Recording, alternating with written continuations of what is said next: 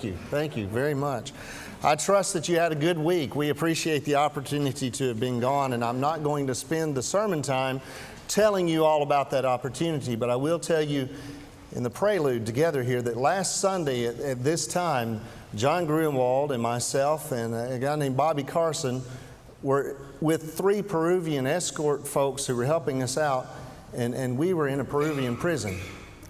And I learned more about people in that Peruvian prison, and that was probably the most unique experience that I've had compared to prisons here and such that we've gone in. And when we visited folks, that was different. We saw every form of corruption possible from the time we met the guards to the streets within the prison.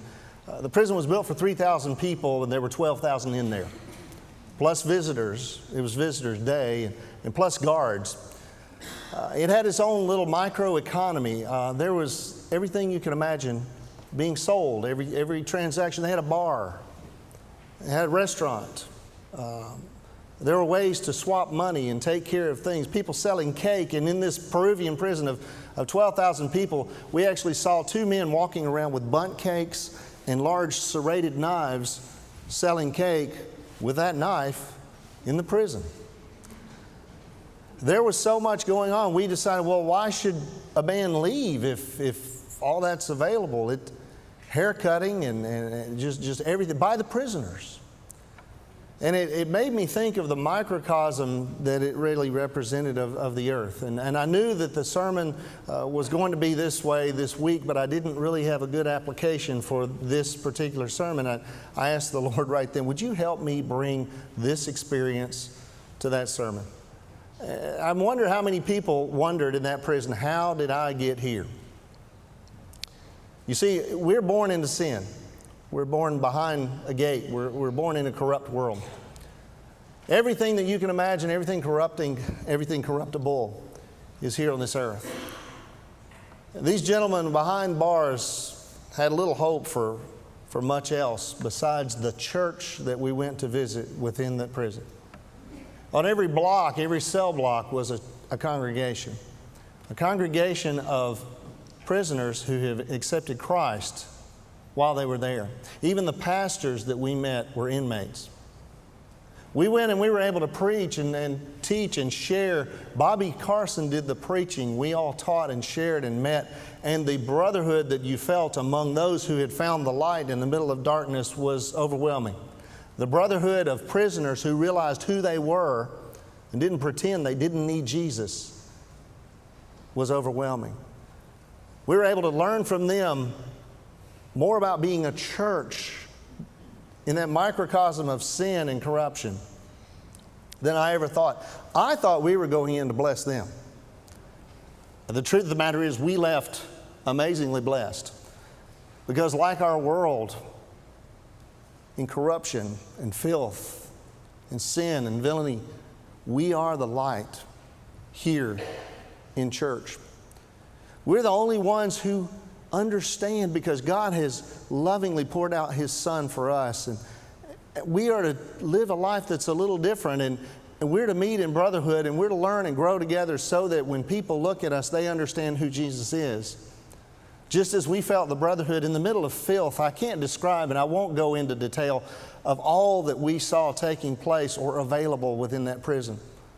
But in the middle of all of this corruption, and the prison was set down in a duned area, just sand dunes, and it looked like a moonscape where gates and fences had been placed. In the middle of the wilderness, a microeconomy, a microcosm of who we are. Today we're going to move into the book of Judges, and we're going to talk about Judges 16. And if you turn there with me, I'd appreciate it. We're going to have a time, hopefully, where we can share more about Peru. We've videoed some things and we've talked about some stuff. But God's Word needs to be proclaimed this morning on Sunday morning. We don't need to have a flashy presentation of who we are and what we did. But I will say, I got word this morning, yesterday, that some of the folks had seen pictures on Facebook that people had posted, and the comment was made, hey, it looks like they ate, and that's about all they did. Let me tell you, that's the only time we had Wi-Fi and could upload, and the only time we could relax and take pictures was between things. Typically, we ran an 8 a.m. to a 12 midnight schedule.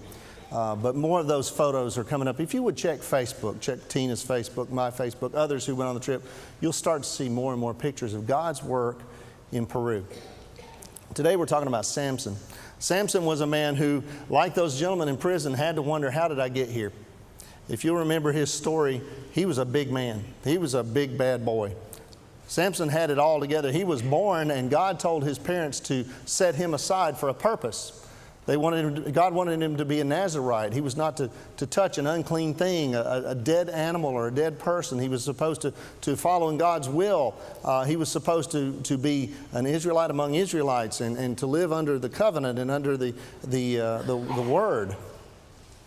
And he was to never cut his hair as a symbol of God's presence with him. A Nazirite was to be set aside, and Samson was never to cut his hair. We look at Samson's story in chapter 14 and 15. He goes through his life, and we get kind of a viewpoint of who he is. One day Samson looks up, and he's gone through his life knowing he was special and being told he was special. And he finds a Philistine woman who is forbidden, but she looks good to me, he says. And he talks to his parents, and his dad goes and speaks to the father of the Philistine woman, and he arranges the marriage, the forbidden marriage. But Samson, he's a big guy. He gets what he wants, and he's special. He's been told this all his life. You're set aside, and you're special. And so he finds a Philistine woman, and he makes arrangements to betroth her. And then he has a woman problem. He really can't help himself, it seems. He really likes this one that he's not supposed to like. So he goes and he meets with the father, and he meets with all the folks that he's supposed to meet with to marry this woman. And he decides he's going to throw a gamble out there. If you do this, I'll do that. And if you don't get my riddle right, you'll do this for me. And he's so proud of himself, and I'll come back to the lion and the honey. He's so proud of himself, he has a gambling problem. He's Samson. He's special. He's someone else. He doesn't have limits. He gets angry when he loses the bet. He pitches a baby fit, and he goes back home to daddy. So then he decides he's coming back to marry the woman. It's his wife. She's betrothed. And her father says, I've given her to someone else. We thought you hated her. You left. So Samson has a woman problem. He's got a gambling problem. And he's got an anger problem. He got mad enough to just leave. When he got embarrassed and upset about the gambling loss, he got mad and he left, and it's cost him his wife. So now he gets mad, worse and worse. And we see he goes and takes revenge, and he decides he's going to tear up their fields. And he does. He ties fire to the tails of animals, and they go through and they destroy the crops. And then they get more mad at him, and you see this escalation. So Samson's got a vengeance going on, and he's upset because he's Samson. He doesn't have to follow the rules. He gets what he wants. Then they came and they tie him up in chapter 15, verse 14, 15, 16. He got really mad, and he grabs a jawbone of a donkey, and he slew 1,000 men with his anger. Samson has a problem. If our lives are not committed to God and we don't fall underneath the authority of God's Scripture, we'll look more like the world than the Word. And Samson fell that way. Samson let his morals be driven by himself, by the world's standards. He wanted a woman, he went and got the woman. He got mad, he took revenge. He's told he's supposed to be special, and the Nazirite is never supposed to touch anything unclean. And we see the part in the previous chapter where he saw a lion, he killed the lion. Came back later, there's honey growing in the lion. It's a dead carcass, but he reaches in and grabs the honey. So even in creating his riddle, he's sinned, and he sinned, and he sinned. And like those guys in prison, I wonder, Samson, how did you get here? Because he chose not to follow what God had set him aside to be. He chose to set sail for his own purpose, his own selfishness, and his own desires. And he let the world dictate his morals, the world of me. I'm big. I'm a bully. I get what I want. Perhaps his parents contributed to this. He's special. Samson, you've been told all your life you're special. You know you get what you want. You're a big guy. But, you know, they knew he was a Nazirite from birth. They knew he was set aside for a purpose.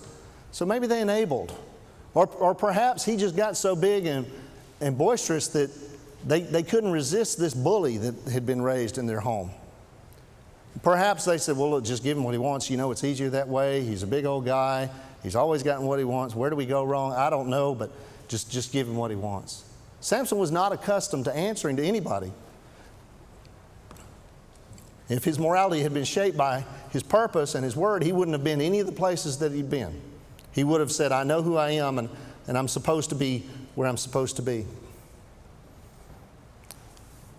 Chapter 16, after 20 years of ruling as a judge, we get to our text. It simply says this: Samson went to Gaza, where he saw a prostitute and went to bed with her. He's not learning. It says, when the Gazites heard that Samson was there, they surrounded the place and waited in ambush for him all that night at the city gate. While they were waiting quietly, they said, let us wait until dawn and then we'll kill him. But Samson laid in bed until midnight. When he got up, he took hold of the doors of the city along with the 2 gate posts and pulled them out, bar and all. He put them on his shoulders. He took them to the top of the mountain overlooking Hebron. Samson was a bad dude. The gate posts, the gates. He just doesn't get it. Samson got caught again. Same response. Same reaction. So then we come to chapter 16, verse 4. It says, sometime later he fell in love with a woman named Delilah who lived in the Sorek Valley. Now we've all heard that old song, Romeo and Juliet, Samson and Delilah, and it's put as this love story according to the world's standards. This is not a good love story. This is a bad love story. Samson met this woman named Delilah.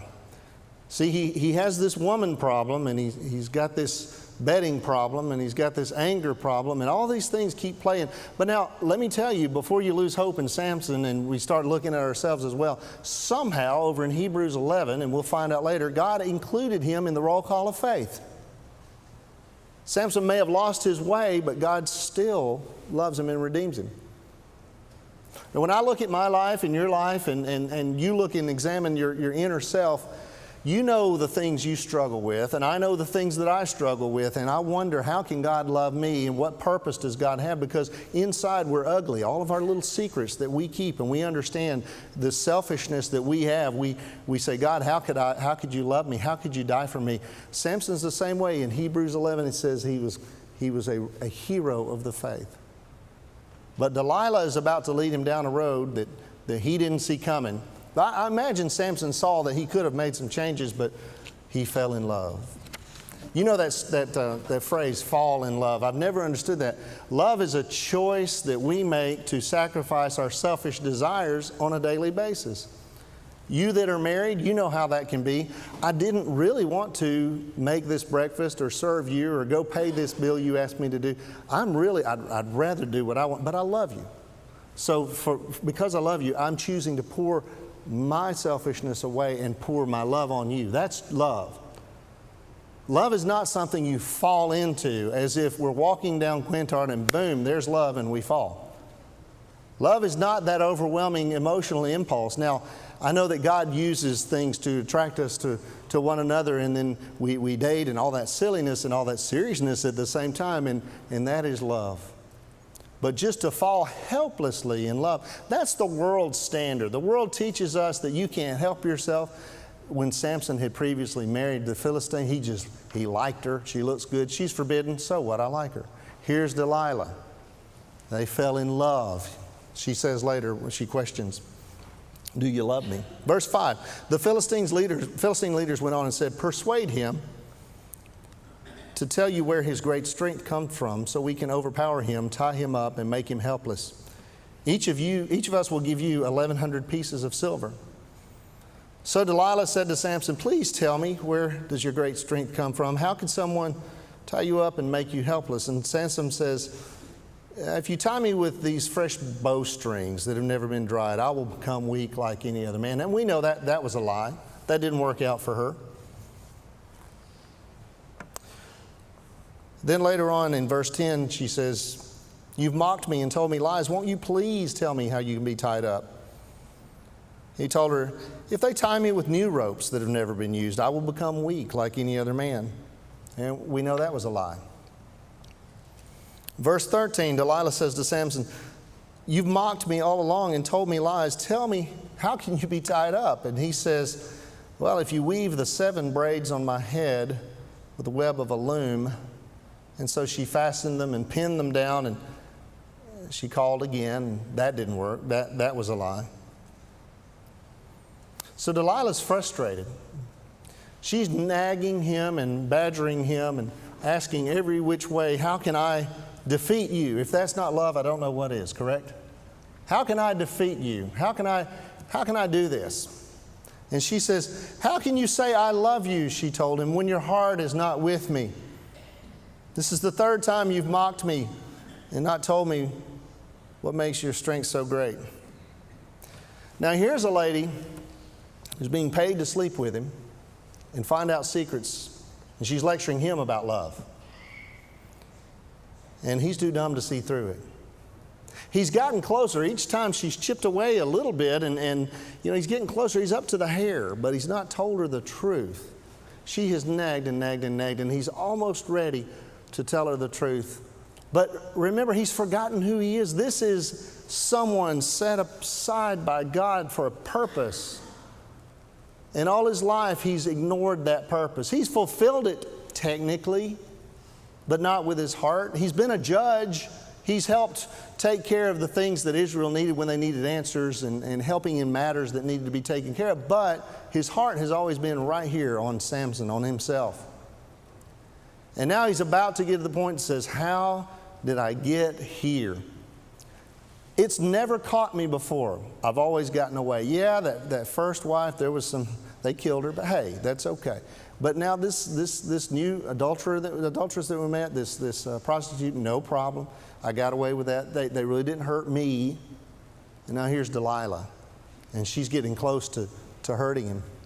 Because she nagged him, chapter 16, verse 16, she nagged him day after day and pled with him until she wore him out. He told her the whole truth and said to her, "My hair has never been cut because I am a Nazirite to God from birth. If I'm shaved, my strength will leave me, and I will become weak and be like any other man."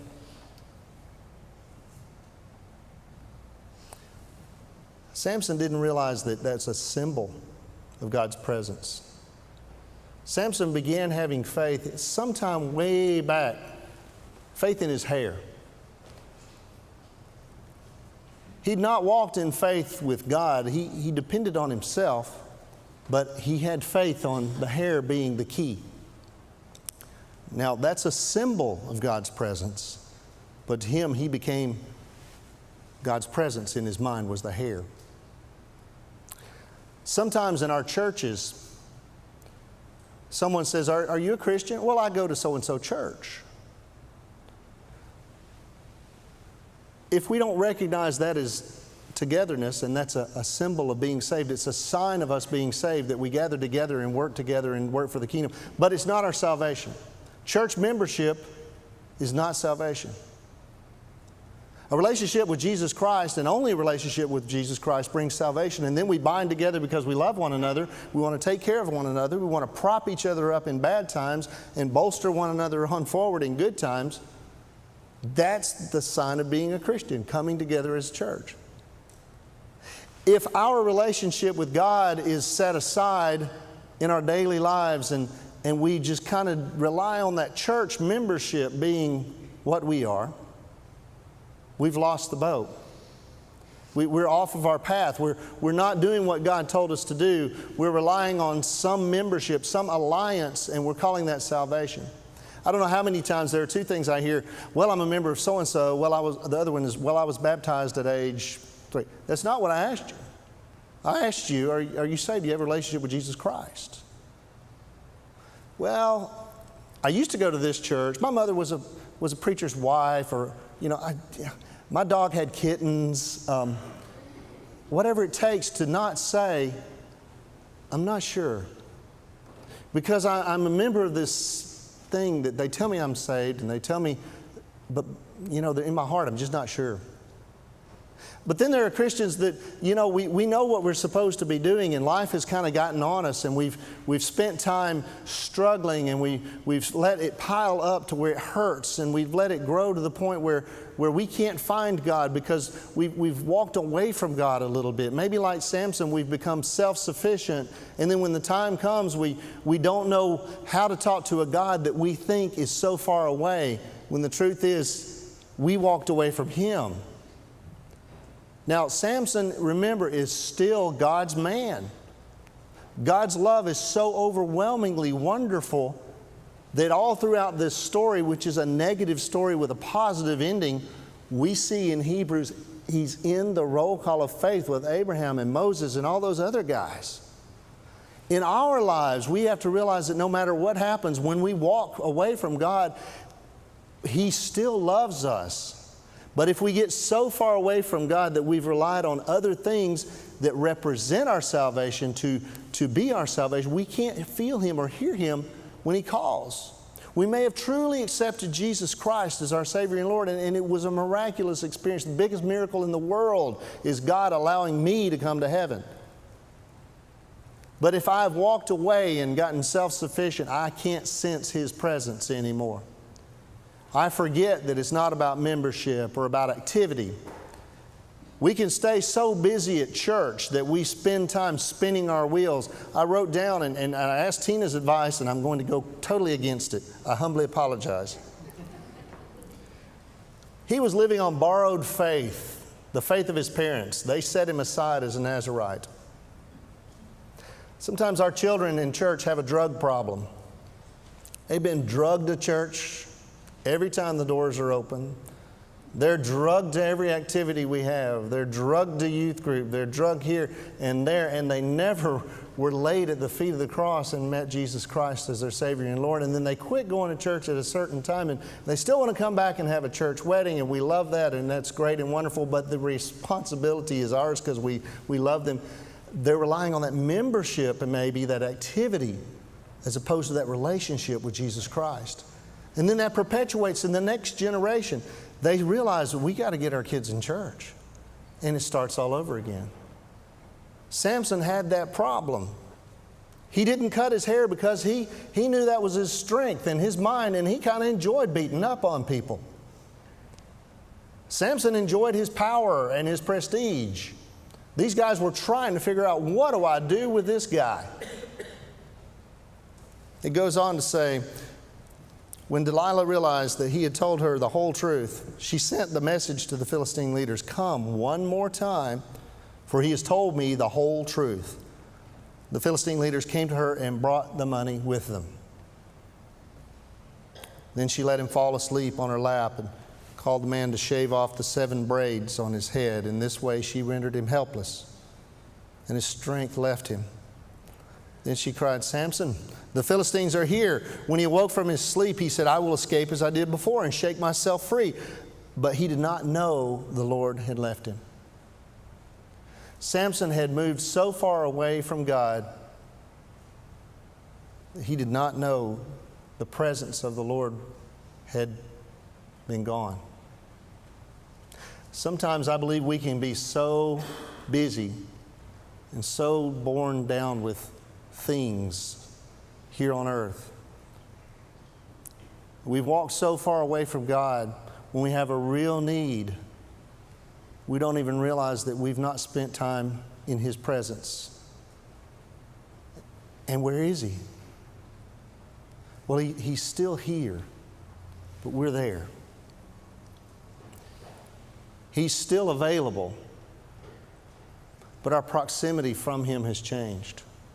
And He may have been there all along to say, don't take that next step. Whatever this thing was that was going to be bad for you, He may be there as you're ready to take the step. And He was saying, don't do that. That's not good. That'll hurt your family, or that's bad for you. But we couldn't hear Him because we'd not been close to Him in so long. And we'd fooled ourselves. We didn't even know we weren't there. Samson says, how did I get here? I'm Big Samson. I don't understand. I've never been really caught in the act before. Imagine what's going through this man's mind as he realizes at that moment, my strength is left. He's let morals of the world shape his morals. He's relied on the symbolism of the hair as opposed to the relationship, the sacrifice of Christ, the love of who God is, and he's put his faith in his hair. And then it really gets tough. The Philistines seized him and gouged out his eyes. They brought him down to Gaza and bound him with bronze shackles, and he was forced to grind grain in the prison. This man who was set aside for the purpose of judging Israelites and representing God in those judicial things and taking care of what morally should happen had a purpose that he abandoned. He fulfilled the duty. He came to the meetings. He did the stuff, but his heart was gone. He let go every connection that he had to God, and he let himself take in everything that he wanted for his own life. Now he's had his eyes gouged out. He's killed people with the jawbone of a donkey, and now he's tied to the grindstone like the donkey. His purpose has changed from leader and God's representative to pack animal, strapped to a wheel, grinding the stone around to take care of milling for food for others. He's come from here to here, and he did it one little choice at a time, piece by piece. How many times in our lives do we recognize, boy, we didn't get in this financial shape overnight. We didn't get into this problem with our kids overnight.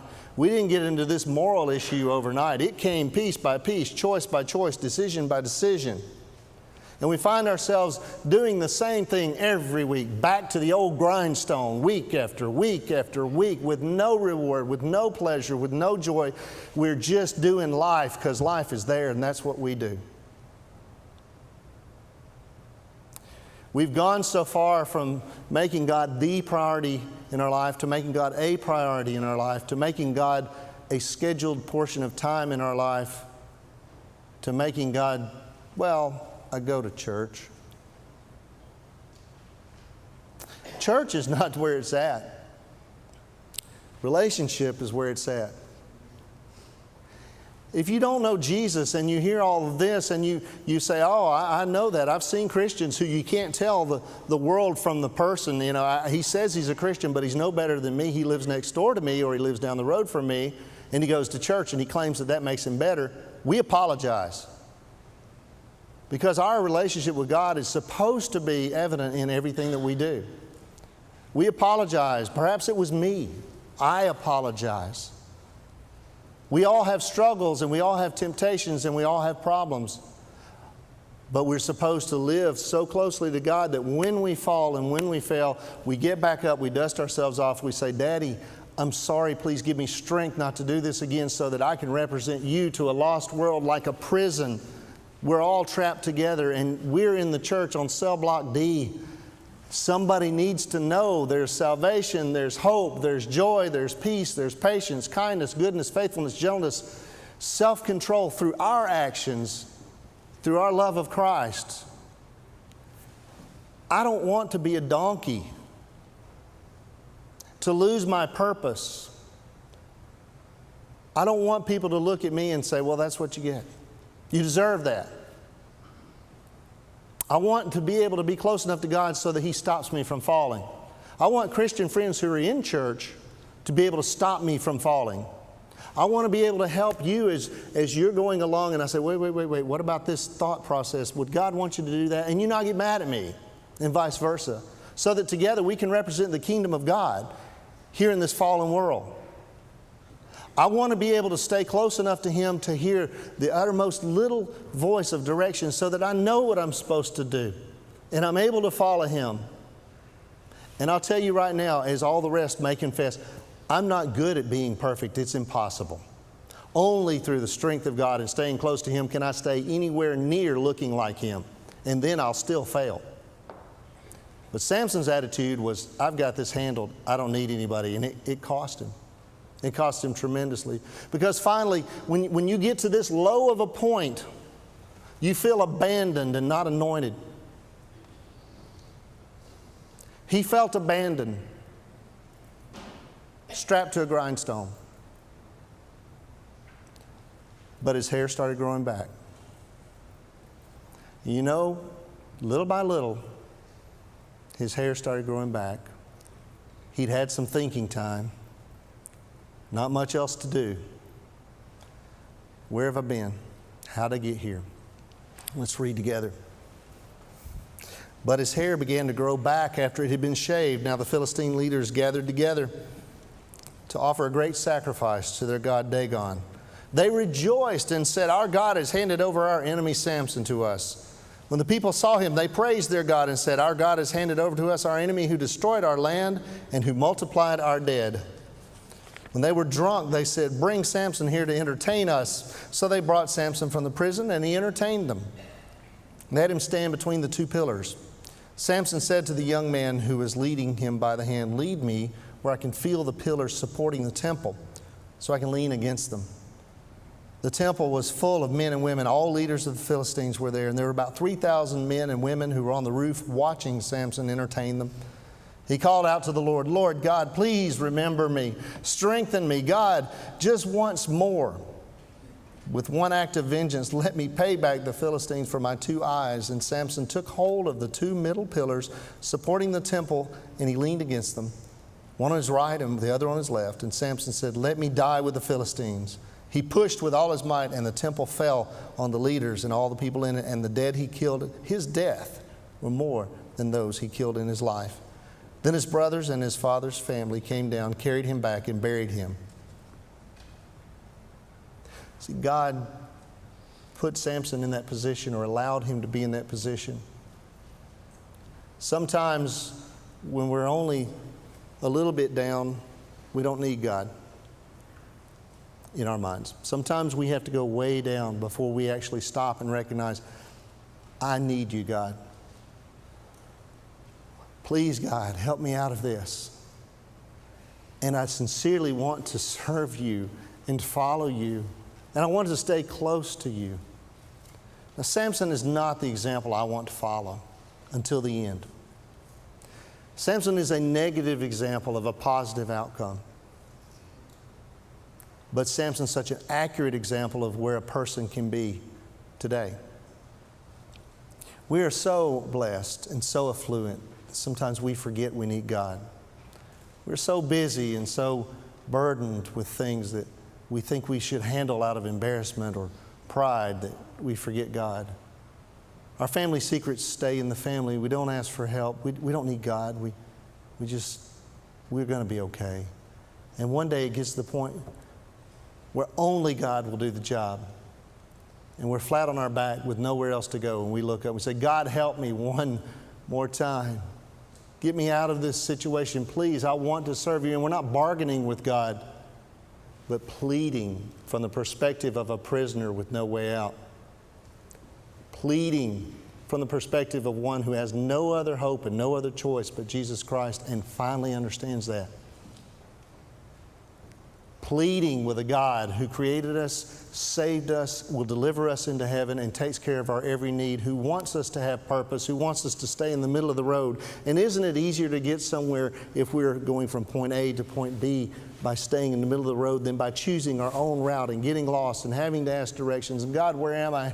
Because we've ventured so far away from you. God, I can't hear you. God, I'm so far left or so far right that I can't find the road anymore. Isn't it easier to get up in the morning and say, God, I know I'm a sinner. I agree with you that these things are sins. What do you want me to adjust so I can hear from you more accurately? Father, what do you want me to lay down in my life so I can lay this one down and that one down and this one down, and I can grow closer to you this week even? Father, even today. God, I don't want to be like Samson, who gets to the end of his life and realizes the potential he could have had. What could Samson have done had he not made these choices? He was a mighty man, but he spent so much time self-absorbed and making poor decisions, his potential was wasted till the end. I want to hear, well done, good and faithful servant. And I know he'll show me a million ways I could have done better. But perhaps it'll just be a million and not a billion if I try to stay close to him today and grow closer to him tomorrow If my purpose is not to serve me, but my purpose is to serve Him so others can see Jesus in me. If our purpose as a church family is not to claim, hey, I'm a church member, but to say, we are the church, we are the bride of Christ, and we are to keep ourselves pure so that when others look upon us, they will see Jesus Christ. And you know what? We want to be pleasing to God so that when Christ comes again, He finds us, He takes us with Him, and we can say, we did our best, God, instead of, wow, I got in. In your life, in my life, every day we've got a choice. Today may be your choice to go, you know, that's how I want to be too. I want to represent God in the best way possible and represent self less and less. I want to be like Samson, who recovered from wherever I am now. He got up and moved on. I mean, honestly, from a human perspective, can you believe this guy got in the roll call of faith? Just from my little mind, when I'm reading names in there, Samson? He was a big old selfish guy. How did he get? That tells me if God can love this guy, oh, maybe He can love me. There is redemption. There is love. Jesus Christ loves me enough to save me from myself like He did Samson. So if you don't know Jesus Christ, today's your day. You don't have to make an official decision, but we can talk. If when we offer the invitation, you don't know Christ, come down. Let's spend some time together. As I told the earlier service, if you just want to make an appointment and let's do some discussing, I'll buy your coffee tomorrow. We can finish the conversation. It'll be just fine. It's that important. And if you're a Christian that wants to get back in the middle of the road today and do God's will, perhaps we need to come down and pray to God and learn how to lay down some baggage. I love God. I fail God. But He still loves me. You're in the same boat. Let's stand together as Don begins our invitation time. Remember, the challenge is twofold. Do you know Jesus? Have you ever heard this before? Do you want to learn, to grow together? Come down. If you feel Him pulling at your heart, come down. If you've got baggage that you've not resolved with God this morning, spend time in prayer. This is open. This platform is open for you as we sing. Let's bow our heads. Close our eyes.